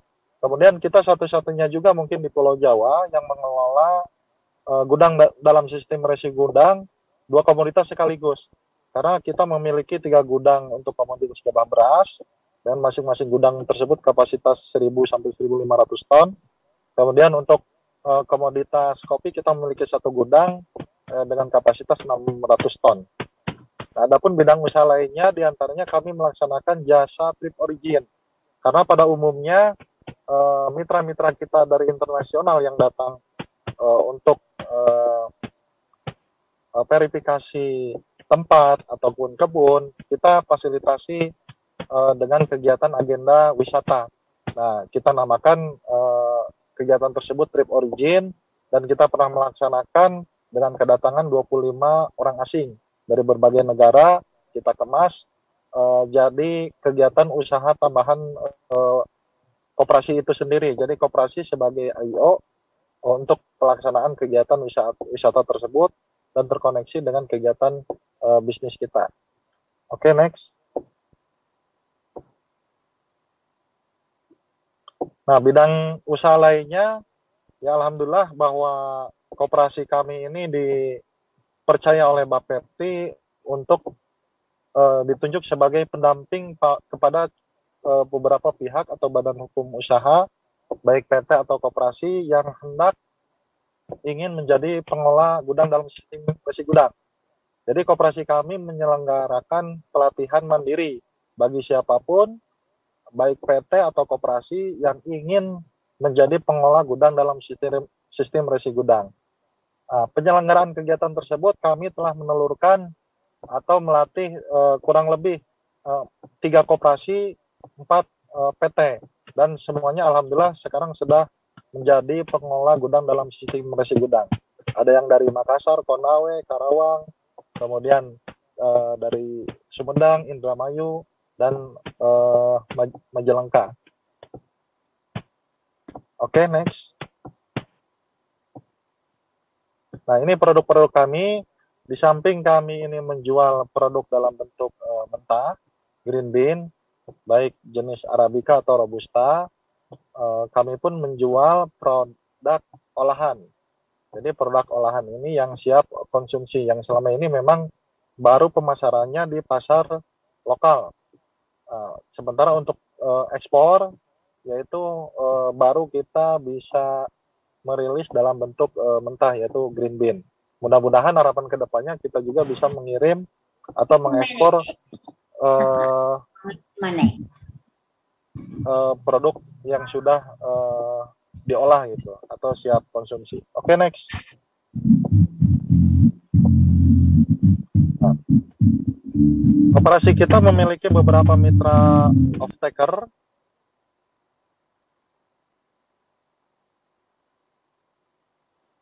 Koperasi kita memiliki beberapa mitra off-taker, baik lokal ataupun internasional. Untuk lokal sendiri, kami bekerja sama dengan PT Saring Makmur, kemudian dengan PT CV Mitra Barokah Sedaya, kemudian dengan PT Sabani Internasional. Nah, sementara untuk mitra internasional, kita ada kerjasama dengan Coffee Plant dari Korea Selatan, kemudian dari Taiwan, ada juga perusahaan Abdul Ahmed Trading Co dari Saudi Arabia. Itu beberapa mitra off-taker kita yang sudah terjalin selama ini. Oke, next.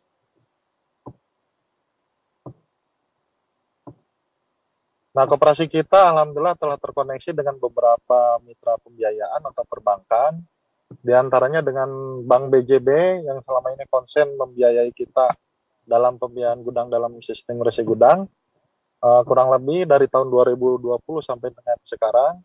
BJB telah membiayai untuk komoditas yang di-SRG-kan kepada Koperasi Gunung Luhur Berkah kurang lebih sejumlah 6 miliar rupiah. Nah, kemudian kita juga ada kerjasama dengan Exim Bank atau LPI untuk pembiayaan modal kerja ekspor. Jadi koperasi kami telah mendapatkan pembiayaan atau pinjaman modal kerja dari Exim Bank. Kemudian kita juga ada dengan bantuan biaya atau permodalan dari PT Kriling Berjangka Indonesia melalui program PKBL untuk pembiayaan SRG juga. Dan kita sekarang sedang mengajukan juga proses pengajuan pembiayaan ke LPDB untuk modal investasi dan modal usaha lainnya guna mendukung kegiatan usaha Koperasi Produsen Gunung Luhur Berkah. Oke, next. Nah, ini dokumentasi kegiatan kami bahwa koperasi kami alhamdulillah telah melaksanakan kegiatan beberapa pameran internasional ataupun nasional yang berskala internasional, yang diantaranya alhamdulillah juga difasilitasi oleh Kementerian Koperasi sehingga kita bisa melaksanakan kegiatan tersebut. Untuk kegiatan internasional kita pernah mengikuti beberapa event eksibisi diantaranya di Jepang, kemudian di Korea Selatan, kemudian di Malaysia, di Singapura, dan juga terakhir kita melaksanakan pameran di Dubai. Di Dubai tahun 2021 sebanyak 2 kali, yaitu di bulan Februari dan di bulan Mei. Dan alhamdulillah dengan pola-pola seperti itu, kita mendapatkan buyer potensial yang menjadi mitra kita. Kemudian gitu. Oke, next. Nah, ini kontak kami mempunyai website, kemudian ada sarana-sarana dan lainnya. Jadi secara teknis untuk menuju kriteria koperasi modern pangan nasional, bahwa kami satu memiliki off-taker. Koperasi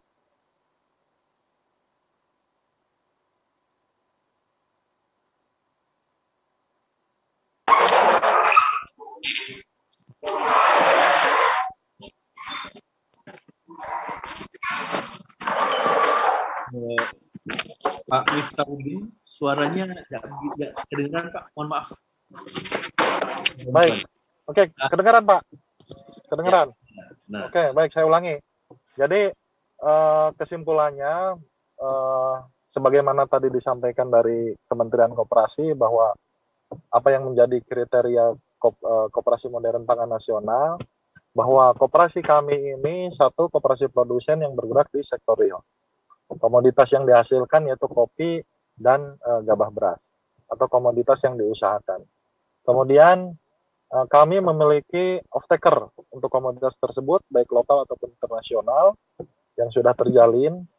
Kemudian yang ketiga, kami terkoneksi dengan beberapa perbankan untuk pembiayaan modal kerja usaha. Nah, diantaranya dengan BJB, dengan BNI, Bank Mandiri, kemudian dengan Exim Bank. Selanjutnya kami alhamdulillah telah memiliki SDM sebagai pengelola atau manajer di kegiatan usaha koperasi ini berusia milenial, tentang usia milenial. Jadi koperasi kami bisa declare bahwa koperasi kami koperasi milenial karena pengurusnya milenial. Kemudian yang kelima, nah sekarang kita sedang membangun ekosistem digital. Jadi manajemen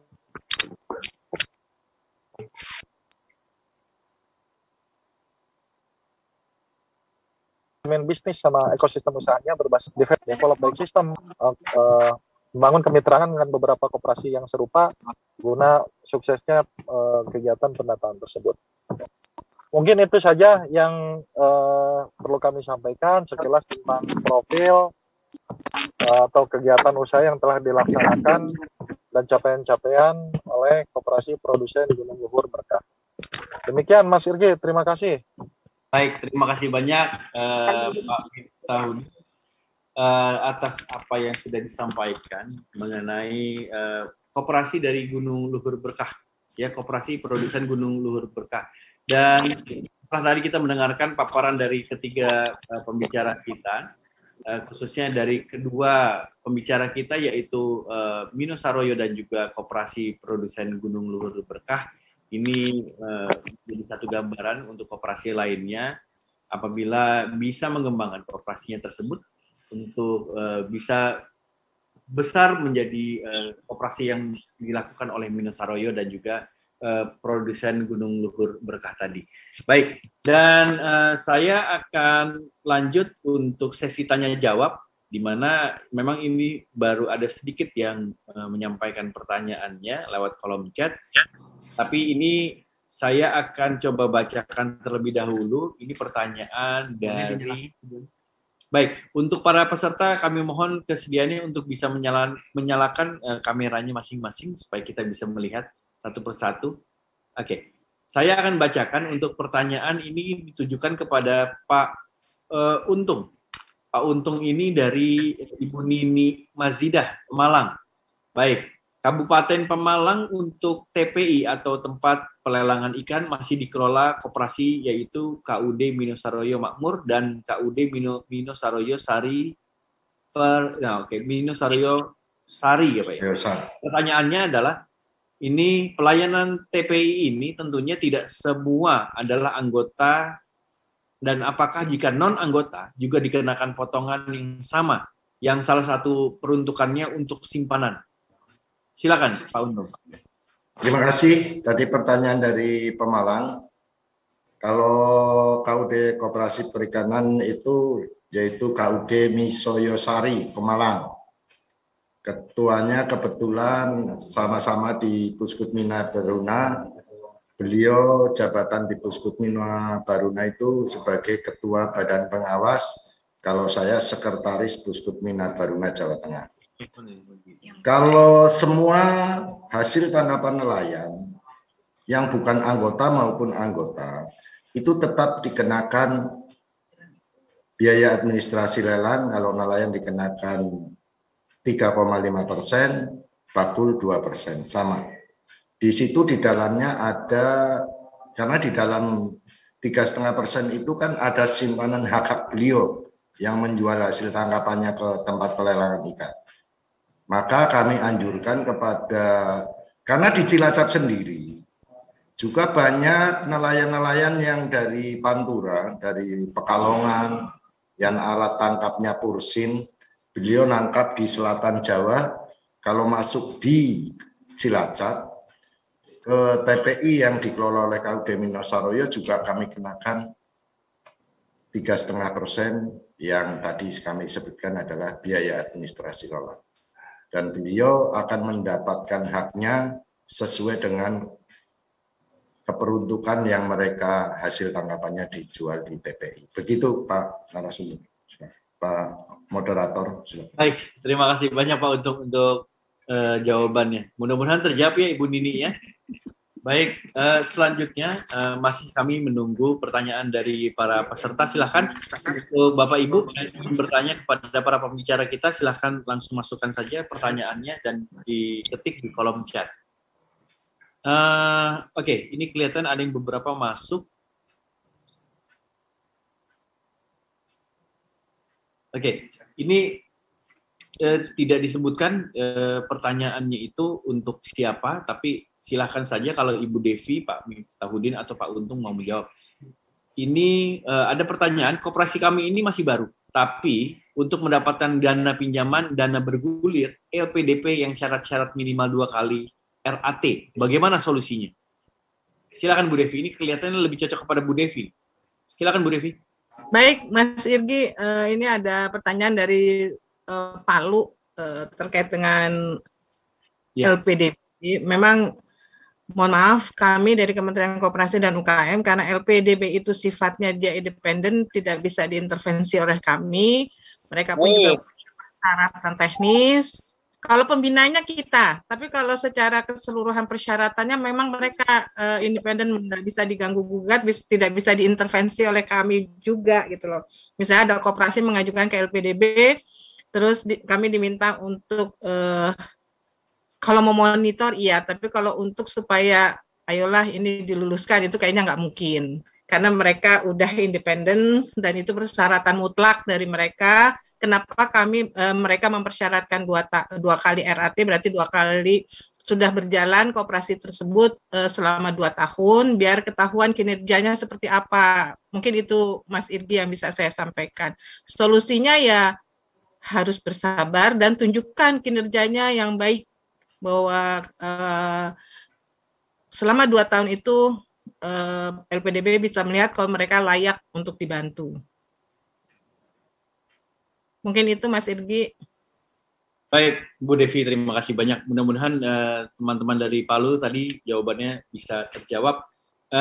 Ibu, ini mungkin pertanyaan mewakili teman-teman dari koperasi lain ini, tapi dari saya mungkin ini pertanyaan yang sangat awam, bagi orang awam lah, Pak, Bu.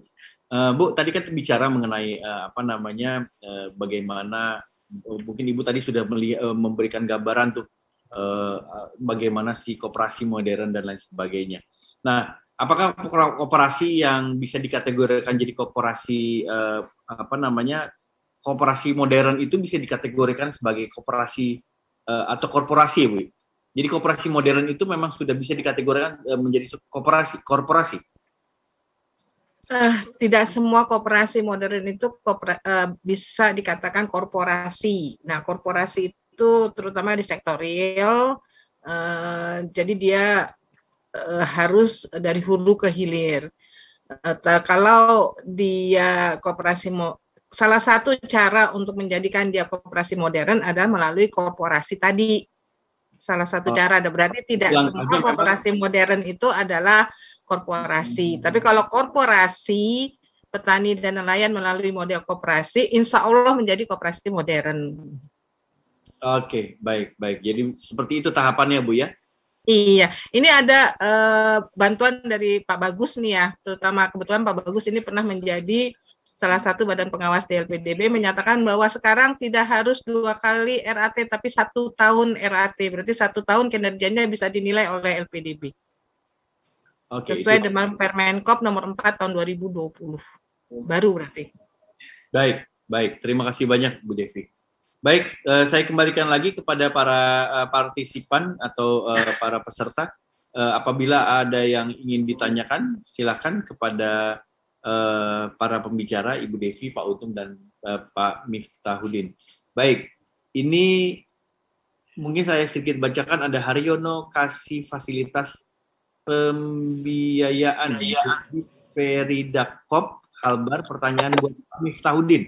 Tolong berikan saran atau petunjuk bagaimana cara persyaratan sehingga koperasi Bapak dapat diberikan KUR atau mitra dengan beberapa perbankan. Silakan Pak Miftahuddin. Baik, terima kasih. Ya, jadi pertama koperasi kita harus bankable. Terus jelas kita mempunyai anggota yang produktif menghasilkan suatu komoditas atau produk yang bisa difasilitasi oleh koperasi untuk penjualannya. Jadi kurang lebih koperasi sebagai apalis, maka insya Allah bank tersebut akan menyalurkan kurnya kepada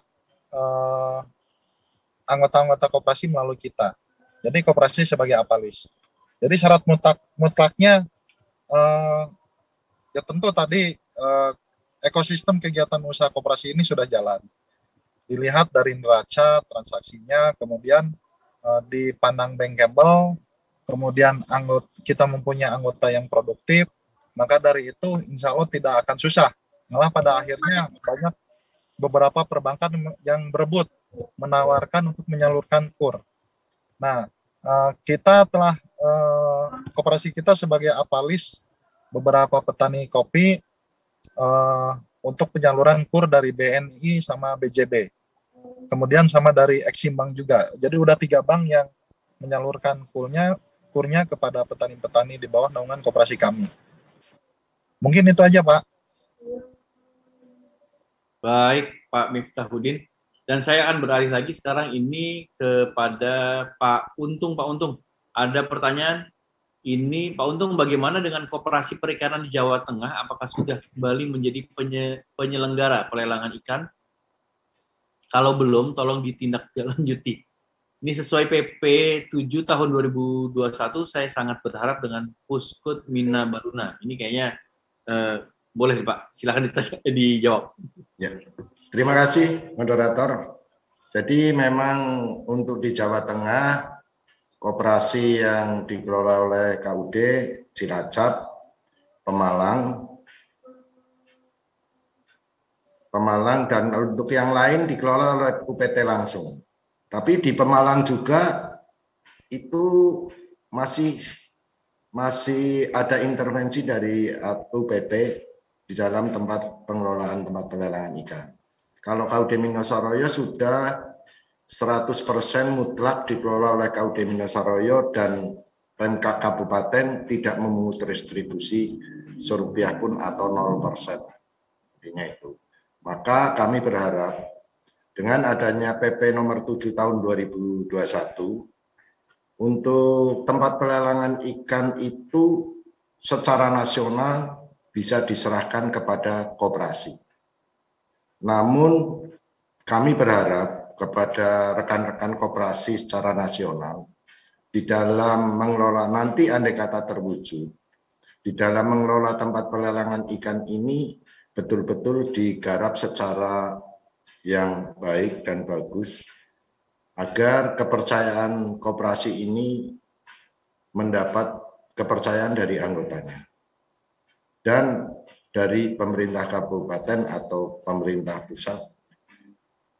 Jangan sampai seperti, mohon maaf, kami ada beberapa koperasi perikanan secara nasional yang sebelumnya dulu pernah menjadi koperasi terbaik se-Asia Tenggara, namun sekarang setelah tidak mengelola tempat pelelangan ikan, akhirnya koperasi itu terpuruk. Kami sangat prihatin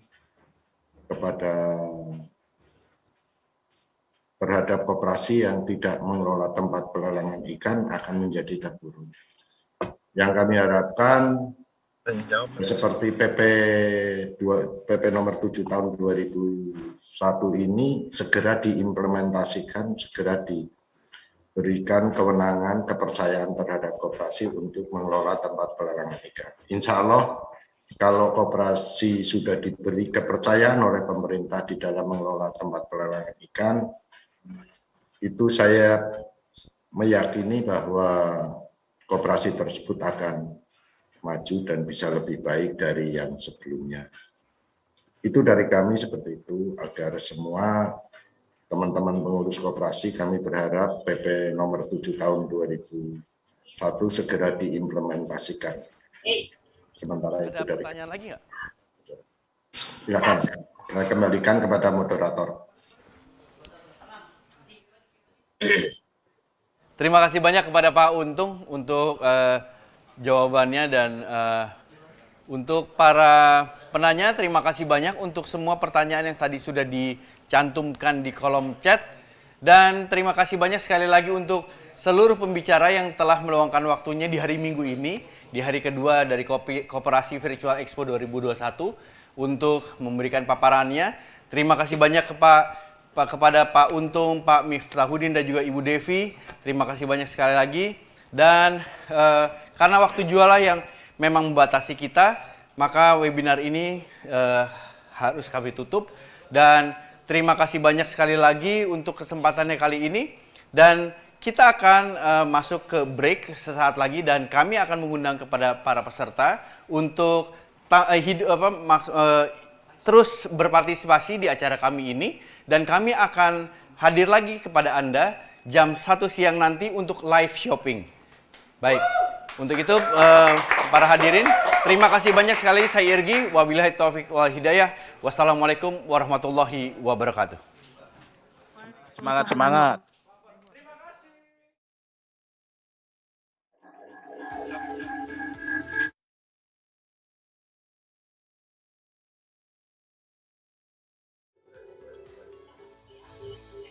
Jat